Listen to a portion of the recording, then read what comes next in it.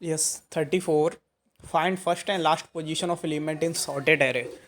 इस क्वेश्चन में क्या करना है कि एक सॉर्टेड एरे गिवन होगी अपन को, जैसे ये सॉर्टेड एरे गिवन है तो एक टारगेट वैल्यू गिवन होगी जैसे कि 8। तो इसमें देखना है मेरे को सॉर्टेड एरे में कि सबसे पहले 8 किस इंडेक्स पे आया। सबसे पहले 8 मेरा आया है थर्ड इंडेक्स पे, और सबसे लास्ट 8 कहाँ आया है, सबसे लास्ट 8 आया फोर्थ इंडेक्स पे।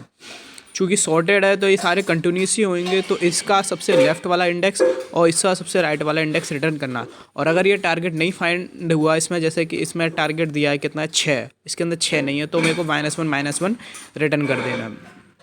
तो क्या कर सकते हैं इसके अंदर, ये सॉल्व करना है। कंस्ट्रेंट दिया है, लेंथ है 10⁵, तो ON में तो मेरा चल सकता है आराम से।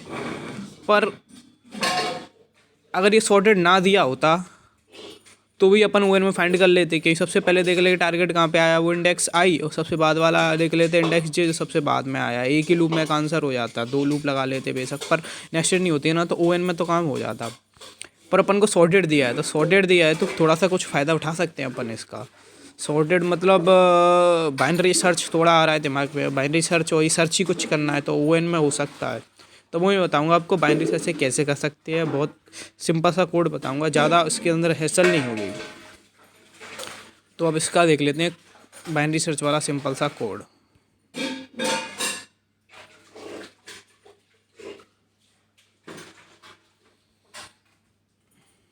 हाँ, तो मैं क्या करूँगा कि 2 चीज़ मेरे को निकालनी है ना, लेफ़्ट इंडेक्स निकालना है और राइट इंडेक्स। लेफ़्ट इंडेक्स को A मान लिया, उसको भी उसकी कम से कम वैल्यू होगी इसलिए अभी इसको मैक्सिमम ले लिया, और B को लास्ट इंडेक्स मानूंगा इसलिए उसकी अभी मैक्सिमम वैल्यू लेनी है, तो इसलिए अभी इसको -1 ले लिया। अब मैं क्या करूँगा, सबसे पहले पहली वाली बाइनरी सर्च है ना, वो मेरी A के लिए मतलब लेफ़्ट इंडेक्स के लिए, तो I is less than equal to J, mid I + J/2। अगर मिड वाला टारगेट के बराबर हो गया तो मैं क्या करूँगा, मे बी मेरा मिड वाला ही आंसर हो तो मिनिमम कर लूँगा A और मिड का। अब मिड वाला उसके बराबर हो गया, पर ज़रूरी नहीं है कि मिड वाला ही मेरा मिनिमम आंसर हो, उसके लेफ्ट में भी आंसर प्रेजेंट हो सकता है। तो अगर मेरा नम ऑफ मिड ग्रेटर देन और इक्वल टू टारगेट है, तो अगर उससे ग्रेटर है तो भी उसके लेफ्ट में प्रेजेंट हो सकता है, उसके बराबर है तब भी उसके लेफ्ट में प्रेजेंट हो सकता है। तो मैं मेरा J मिड -1 कर दूंगा और दोबारा से लूप चल जाएगी I के लिए। और अगर मेरा मिड ग्रेटर देन टारगेट हो गया तो मेरा पक्का उसी के राइट में प्रेजेंट होने वाला है, तो फिर मैं I बढ़ा दूंगा मिड +1 के लिए और देन लूप चल जाएगी। तो यहाँ से मेरा मिनिमम हो के मेरा सबसे वाला मिनिमम A मिल जाएगा, जो कि मेरा सबसे लेफ्ट वाला होगा।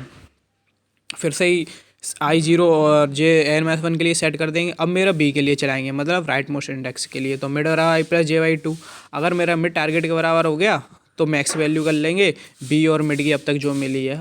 अब फिर फर्दर चलाने के लिए अगर मेरा मिड टारगेट बराबर नहीं है और मेरा तो फिर क्या है, मिड मेरा कम या उससे बराबर हुआ, कम या उसके बराबर हुआ तो जैसे बराबर हुआ तो मे भी प्रेजेंट है उसके राइट में वाली वैल्यू फिर से प्रेजेंट हो, और कम हुआ तो भी मे भी प्रेजेंट है उसके राइट में वाली वैल्यू हो, तो मेरा I मिड +1 हो जाएगा और दोबारा से लूप चल जाएगी। और अगर मेरा उससे मिड वाला ग्रेटर हुआ तो पक्का मेरा उसके लेफ्ट में प्रेजेंट होना है, तो पक्का लेफ्ट में प्रेजेंट होना है, तो J बराबर मिड -1 और देन लूप चलती चलेगी। इससे मेरी A और B की वैल्यू सेट हो जाएंगी।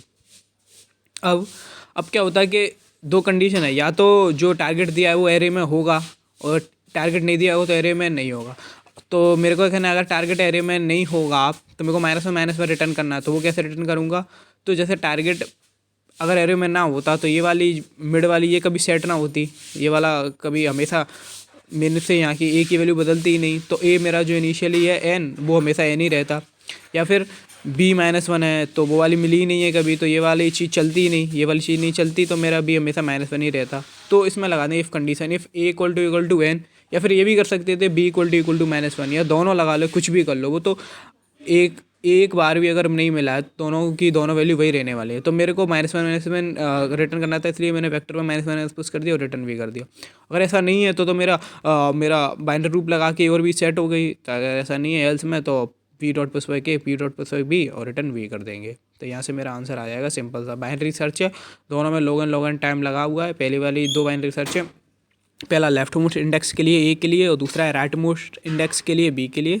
तो लॉगिन में मेरा काम हो गया सिंपल सा कोड से। Thank you.